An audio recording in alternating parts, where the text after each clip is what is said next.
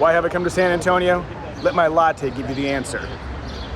Also, there's the trucks behind me. I'm here to drive the Lightning. It's the Lightning. We'll do a full Kelley Bluebook review soon, but for now, I'm going to quickly sample the F-150 Lightning doing the kind of stuff truck people do. Laying some groundwork first, here are the basics. The Ford F-150 Lightning is a fully electric pickup truck offered with either a standard range battery or an extended range battery. Ford claims right snappy acceleration times for both battery packs, and I'll show you what that looks like momentarily. For charging at home, Ford offers a few different solutions. The quickest is the 80 amp Ford Charge Station Pro. You will need a licensed electrician to install that. When covering longer distances, the Lightning can use a DC quick charger to charge at a decent 150 kilowatt rate. All Lightning models feature dual motor 4-wheel drive, an electronic locking rear differential, 8 120 volt power outlets spread around the cab, bed, and frunk, plus, in a big departure for the F-150, an independent rear suspension. All of that comes standard on the base Pro trim for a staggeringly competitive price of $39,974, plus a hefty $1,795 in destination charges. Prices go up from there for the XLT and Lariat trims, topping out at more than $90 grand for the fancy Platinum trim. Keep in mind that the US government's $7,500 federal EV tax credit trims the Lightning's cost, and your state might also offer additional incentives. With all that out of the way, how does the F-150 Lightning handle day-to-day driving? Not to fanboy out here, but the Lightning is superb. I really enjoy driving it. It is exceptionally quiet in here. I noted that the first time I drive the latest generation of F-150, but man, in the Lightning, when you get rid of all the engine noise, it is crazy quiet in here. Unlike some electric vehicles, there are no gradations of regenerative braking, but there is a one-pedal drive mode, and when you come off the accelerator, it eases into that deceleration very smoothly, and let's see what kind of stop we come to. Oh, that's smooth.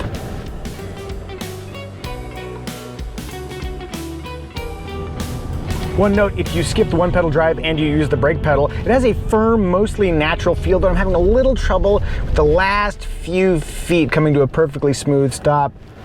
I'm getting there. I'm driving the 580 horsepower extended range version of the Lightning, and let's just do a standing start acceleration and trip the tires. Video does not convey how fun that is. There's 60. Off-the-line acceleration is properly outrageous, but even when you're at speed, when you floor it, there's a ton of power for passing. As for steering, it works well enough in the corners, but the big thing is stability in a straight line, and I'm noticing that at cruise speeds, you just don't have to make that many adjustments. It's really locked in and stable.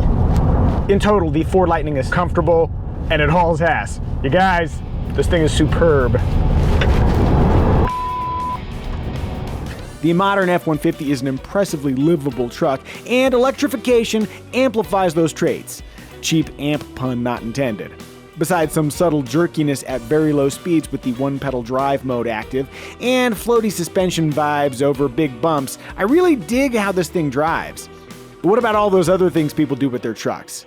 It's time for a scenery and wardrobe change. Onward to day 2!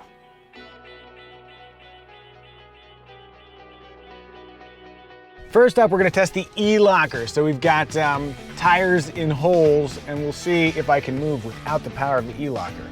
The answer will be no, and then the E-locker will get me out. That's how this works. Okay, steady. No E-locker. Let's see if I can move. Spinning tires, nothing happening. Okay, locking differential active.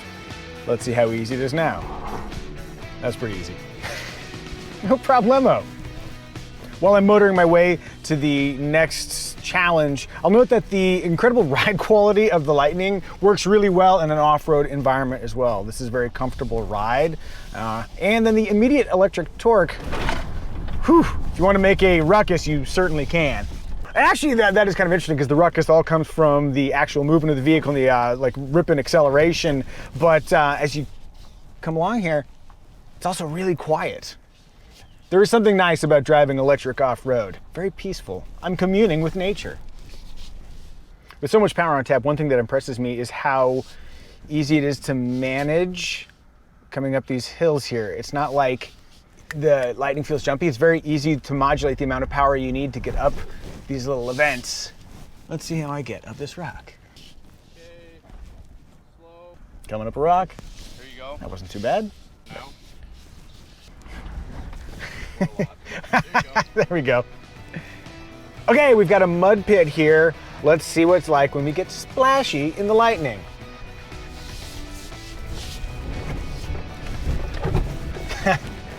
Ooh, slippy. By the way, the water fording depth on the Ford Lightning is 2 feet. So if you want to go splashing through mud or water, that is a thing you can do. 2 feet or less. So this is kind of fun. The next little endeavor here is going to be a dirt track. They have told me I can turn traction control and stability control off. So I guess we'll see if that lower center of gravity and the roughly 50-50 weight distribution actually makes the F-150 Lightning fun to drive on dirt. Let's find out. Also, my personal goal is to not hit any hay bales. Let's see if I succeed. So, got a decreasing radius corner here, a little bit of brake and gas coming out. So I'm getting some stability control intervention there, even though I've got the system off. Wow, the power coming out of corners is just awesome. If you have skepticism about electrified off-roading experience, I will point out that that immediate torque really does make it a lot of fun. If this was just a big open area where nobody's looking, I might be a little bit more aggressive. But this is fun. I would say this is a rollicking pace. Sorry, you have to now look up the word rollicking. This would be abusive in a vehicle that rode less well, but the suspension does such a nice job of absorbing all those bumps. That's not as fun as a rally car, but it's about as much fun as I've had in an F-150. Well, no, there is a Raptor, isn't there? Last activity for the day, towing. I have 5,000 pounds of trailer on the back. The big question when towing is range, and to Ford's credit, you can set up your trailer profiles here, and then that all is accounted for in the range estimate here. So I'm not at 100% charge here, maybe like 90-ish. It's telling me I have 136 miles of range, but in talking to Ford's engineers, they say that basically the reduction in range you get with the EV Lightning is essentially the range reduction that you would get in a standard internal combustion engine F-150. Of course, filling up an F-150 and recharging an F-150 are very different propositions, but there you go.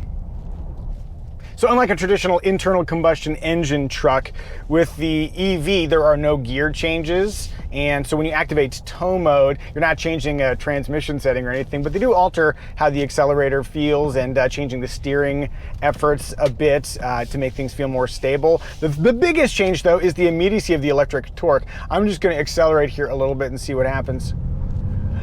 So I don't know if you could hear, but there's a little bit of tire slippage there. The limiting factor for accelerating with the trailer is not power, it is grip. I'm not gonna say I don't feel the trailer completely, but it is almost like it's not there. There are complexities when towing with an EV, not the least of which being range and how do you recharge at a normal charging station with a trailer attached. Complexities, but I will say not having to wait for the transmission to get you in the right gear or wait for turbos to spool up, just instant power, that is pretty cool. Assuming its range and recharge limitations work for your needs, the Lightning makes an excellent tow rig. It's stable, it merges effortlessly on the freeway, and that floaty ride quality I noticed when driving unladen calms down with some weight on the hitch.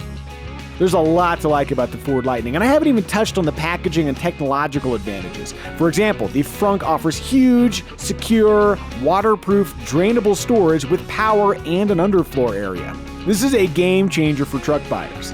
Then there's the fact that you can use the Lightning's batteries to charge e-bikes, operate power tools, and even power your home in the event of a blackout when properly equipped. And being an EV, big screens are a necessity. There's a standard 12-inch touchscreen and an optional vertically oriented 15.5-inch screen.